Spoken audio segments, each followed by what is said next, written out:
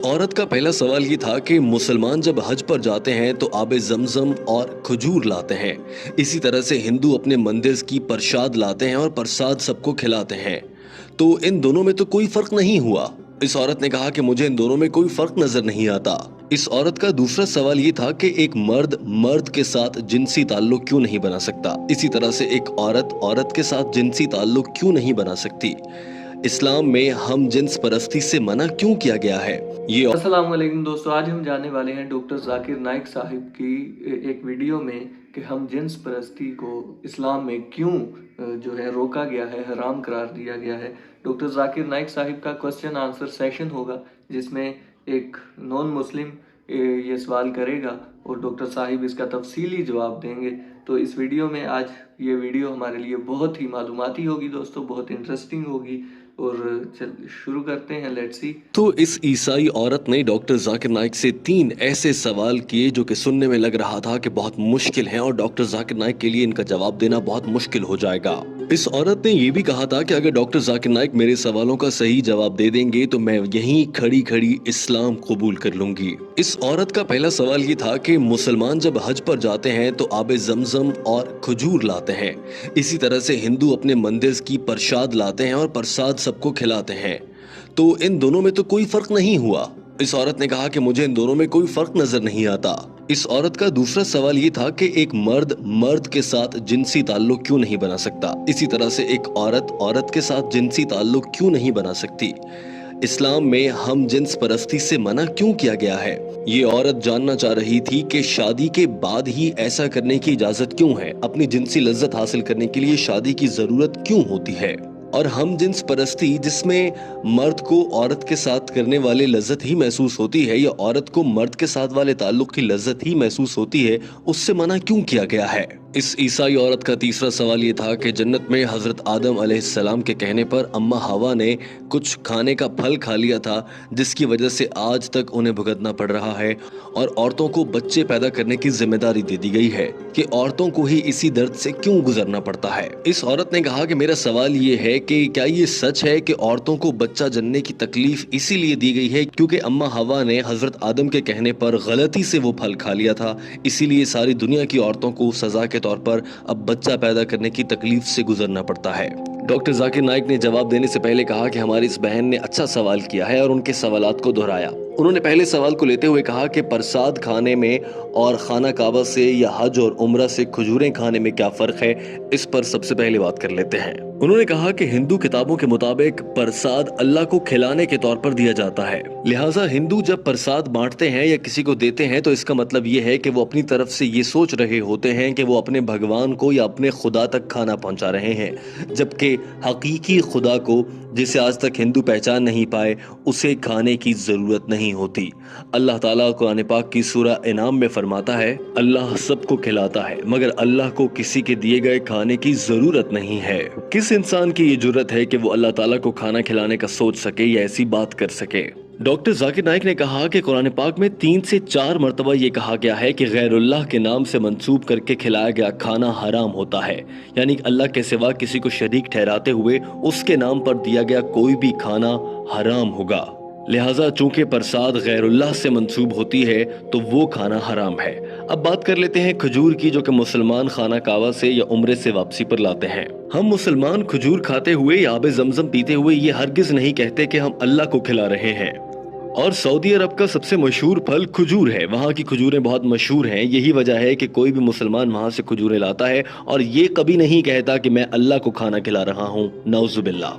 Doctor Zakir Naik ने कहा कि ये भी जहन में रहे कि खजूर बहुत मुफीद ग़िज़ा है और सेहत के लिए भी बहुत अच्छी है, लेकिन याद रखिए अगर हिंदू प्रसाद के नाम पर खजूर भी देगा तो वो खाना हराम है क्योंकि ये गैरुल्लाह के नाम से नामजद या मंसूब है, लिहाजा मुसलमान इसे नहीं खा सकते और ये खाना हराम होगा भले कोई हिंदू प्रसाद की सूरत में खजूर ही दे रहा हो। दूसरे सवाल की जाने बढ़ने से पहले डॉक्टर जाकिर नाइक ने कह दिया कि ये है हिंदू और मुसलमान में फर्क कि मुसलमान ऐसा नहीं समझते कि उनके बनाने वाले रब्बे ताला को, अल्लाह को किसी के खाने की जरूरत है, जबकि हिंदू ऐसा समझते हैं कि उनके भगवान को खाना खिलाने की जरूरत है। डॉक्टर जाकिर नाइक ने कहा कि हमारी इस बहन का दूसरा सवाल ये था कि हम जिन्स परस्ती क्यों गलत है।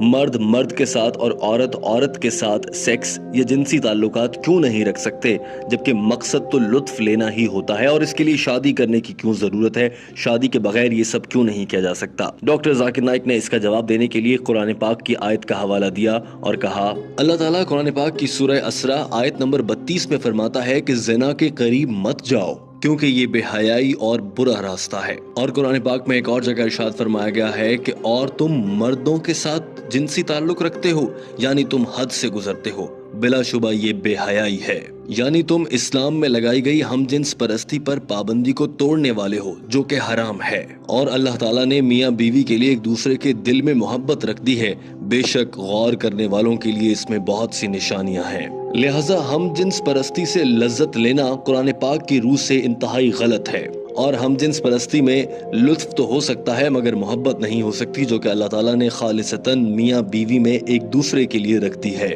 اور سائنس بھی یہ کہتی ہے کہ انسان حقیقت میں ہم جنس پرستی کو ناپسند کرتے ہیں۔ اب آپ یہ بھی نکتہ اٹھا سکتی ہیں یا اٹھاتی ہوں گی اکثر کہ ہم جنس پرستی دو لوگ اپنی مرضی سے کر رہے ہیں، ہم اس میں کون ہوتے ہیں بولنے والے، لیکن ہمارے خدا نے، اللہ تعالیٰ نے اس سے منع فرمایا ہے۔ ڈاکٹر ذاکر نائک نے کہا کہ اسلام نے اس حوالے سے شادی کو اسی لیے رکھا ہے، اسی لیے انسان میں جنسی لذت حاصل کرنے کی خواہش بھی بہت زیادہ رکھی گئی ہے تاکہ وہ جلد از جلد شادی کریں اور اس کے بعد ان کی اولاد نرینہ ہو اور انسانوں کی آمد کا سلسلہ قیامت تک یوں ہی چلتا رہے۔ اور اگر ہم جنس پرستی ہوگی تو بچے کیسے پیدا ہوں گے؟ ڈاکٹر ذاکر نائک نے کہا کہ حضرت محمد صلی اللہ علیہ وآلہ وسلم نے ارشاد فرمایا کہ میاں بیوی کا آپس میں جنسی تعلق رکھنا دراصل عبادت ہے، اور آج سائنس ہمیں یہ کہہ رہی ہے کہ ایک جانب وہ لوگ جو شادی کرتے ہیں مختلف جنس کے لوگوں سے، اور دوسری جانب وہ لوگ جو ہم جنس پرستی کرتے ہیں، ان کے درمیان موازنہ کریں تو شادی کرنے والے لوگ زیادہ خوشگوار اور اچھی زندگی گزارتے ہیں۔ ڈاکٹر ذاکر نائک نے یہ بھی کہا کہ اسلام، یہودیت، عیسائیت اور تمام مذاہب ہی ہم جنس پرستی سے روکتے ہیں، اور یہ انسان کی صحت اور اس کی نفسیات کے خلاف ہے۔ ڈاکٹر ذاکر نائک نے کہا کہ میں جب کینیڈا گیا تو میں نے وہاں پر دیکھا کہ ہم جنس پرستی کے اشتہار لگے ہوئے تھے، جبکہ کینیڈا جیسے ملک میں اس سے منع کیا گیا ہے، پوری دنیا میں اس سے منع کیا جا رہا ہے، اور اب دنیا کو یہ سمجھ آ رہی ہے کہ یہ کام غلط ہے، اور پوری دنیا اب ہم جنس پرستی پر پابندی لگا رہی ہے، مگر بھارت میں ہم جنس پرستی کو اور اس رواج کو فروغ دینے کی باتیں ہو رہی ہیں، اور اسے عام کرنے کے لیے قانون بنانے کی باتیں کی جا رہی ہیں، جو کہ غلط ہے۔ ڈاکٹر ذاکر نائک نے تیسرے سوال کی جانب بڑھنے سے پہلے یہ بات واضح کر دی کہ ہم جنس پرستی آپ کو جہنم میں لے کر جائے گی، اور اب آ جاتے ہیں تیسرے سوال کی جانب۔ ڈاکٹر ذاکر نائک نے کہا کہ تیسرا سوال یہ تھا کہ اگر اماں حوا نے جنت میں گندم کا دانہ کھایا اور وہ دنیا میں آ گئیں تو اب اس کے بعد سے دنیا کی ساری عورتوں کو بچہ جننے کے لیے وہ تکلیف سہنا پڑے گی اور یہ اس بات کی سزا ہے۔ انہوں نے کہا کہ ایسا غلط ہے، دراصل یہ بائبل میں لکھا گیا ہے، اور بائبل کی وجہ سے ہی عیسائی حضرات یہ خیال کرتے ہیں کہ عورت کو بچہ جننے کی تکلیف سے اسی لیے گزرنا پڑتا ہے کہ اس نے جنت میں گندم کا دانہ کھا لیا تھا، مگر اسلام میں کہیں بھی ایسا نہیں کہا گیا کہ اس غلطی کی اکیلی ذمہ دار اماں حوا تھیں، ہر موقع پر دونوں کو ہی قصوروار ٹھہرایا گیا ہے۔ قرآن پاک میں 3 جگہ ایسا آیا ہے جس سے اندازہ ہو جاتا ہے کہ اس غلطی کو دونوں ہی پر ذمہ داری ڈالی گئی تھی۔ مثال کے طور پر ایک جگہ کہا گیا کہ ہم نے ان دونوں کو منع کیا کہ گندم کا دانہ نہیں کھانا، ایک اور جگہ کہا گیا کہ ان دونوں نے اللہ سے معافی مانگی، اور ایک اور جگہ کہا گیا کہ ان دونوں کی غلطی پر ہم نے انہیں سزا کے طور پر دنیا میں بھیج دیا۔ ہر جگہ پر دونوں کا ذکر ہوا ہے، اکیلی حضرت اماں حوا علیہ السلام کا ذکر نہیں ہوا۔ لہٰذا قرآن پاک کی روح سے حضرت اماں حوا اور حضرت آدم علیہ السلام دونوں ہی ذمہ دار ہیں۔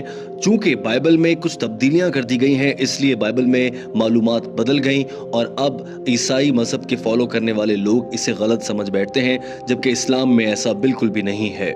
آپ قرآن پاک میں پڑھیں گی تو آپ کو معلوم ہوگا کہ عورت کے لیے حمل بد دعا نہیں بلکہ خوش قسمتی ہے۔ سورہ نساء آیت نمبر 1 میں فرمایا گیا کہ اپنی عورت کا خیال رکھو اور ان کے ساتھ اچھے سے پیش آؤ۔ ایک اور جگہ فرمایا گیا کہ ہم نے انسان کو اپنے والدین کے ساتھ اچھے طریقے سے پیش آنے کا حکم دیا ہے، کیونکہ اس کی ماں نے حمل اور بچے کو پیدا کرنے کی تکلیف اٹھائی ہے۔ اسی طرح سے ایک حدیث ہے کہ ایک صحابی نے آپ صلی اللہ علیہ وآلہ وسلم سے دریافت کیا کہ یا رسول اللہ، میں اپنے والدین میں سے ماں کے ساتھ اچھا سلوک کروں یا باپ کے ساتھ؟ آپ صلی اللہ علیہ وآلہ وسلم نے فرمایا اپنی ماں کے ساتھ۔ اس شخص نے پھر یہی سوال دہرایا اور دوسری مرتبہ میں بھی آپ صلی اللہ علیہ وآلہ وسلم نے فرمایا کہ اپنی ماں سے۔ تیسری مرتبہ کے سوال میں بھی یہی جواب ملا اور چوتھی مرتبہ کے سوال کے جواب میں آپ صلی اللہ علیہ وآلہ وسلم نے فرمایا کہ اپنے والد سے۔ لہٰذا 3 بار ماں کے احترام کا کہا گیا ہے۔ Gold medal, silver medal, jubilee medal سبھی ماں کو ملے ہیں، اس کے بعد والد کی بات ہے۔ اس کا مطلب یہ ہرگز نہیں ہے کہ والد کا احترام نہ کیا جائے، مگر ماں کا بہت احترام ہے۔ اور ڈاکٹر ذاکر نائک نے یہ بھی کہا کہ اللہ تعالیٰ نے اسی لیے یہ ذمہ عورت کو دیا ہے۔ بتائیں آپ، کیا کوئی مرد بچے کو جنم دے سکتا ہے؟ ہرگز نہیں۔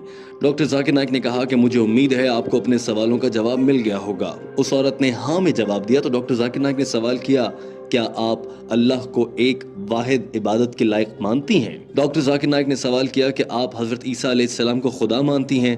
اس عورت نے جواب میں کہا نہیں۔ ڈاکٹر ذاکر نائک نے سوال کیا کہ پھر آپ انہیں کیا مانتی ہیں؟ جواب دیا کہ میں انہیں پیغمبر مانتی ہوں۔ سوال ہوا کہ کیا آپ حضرت محمد صلی اللہ علیہ وآلہ وسلم پر ایمان رکھتی ہیں اور انہیں اللہ کا آخری نبی مانتی ہیں؟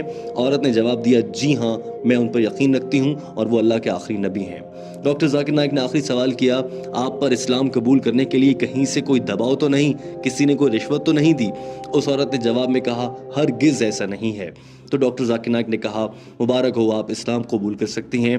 ڈاکٹر ذاکر نائک نے کلمہ پڑھایا، اس عورت نے اسلام قبول کر لیا۔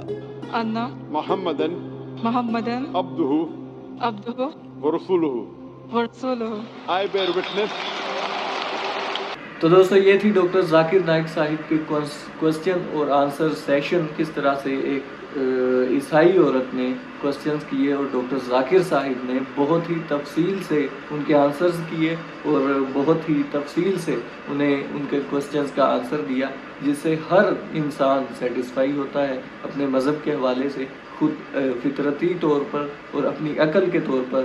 ان کے کوسچنز اور آنسرز ایسے ہوتے ہیں، ڈاکٹر ذاکر نائک صاحب کو اللہ نے ایسا دماغ عطا فرمایا ہے کہ ہر انسان ان سے متفق، ان کے جوابوں سے متفق ہو جاتا ہے، اور انہوں نے لاکھوں انسانوں کو کلمہ پڑھایا اور مسلمان کیا۔ اسی وجہ سے نریندر مودی جو ہے اس نے ڈاکٹر ذاکر نائک صاحب کو ملک میں رہنے سے جو ہے انہیں بہت مشکلات پیش آئیں، جس کی وجہ سے وہ ملک چھوڑ کر ملیشیا میں چلے گئے۔ تو دوستو یہ تھی آج کی ویڈیو، ملتے ہیں نیکسٹ ویڈیو میں، تب تک کے لیے اللہ حافظ۔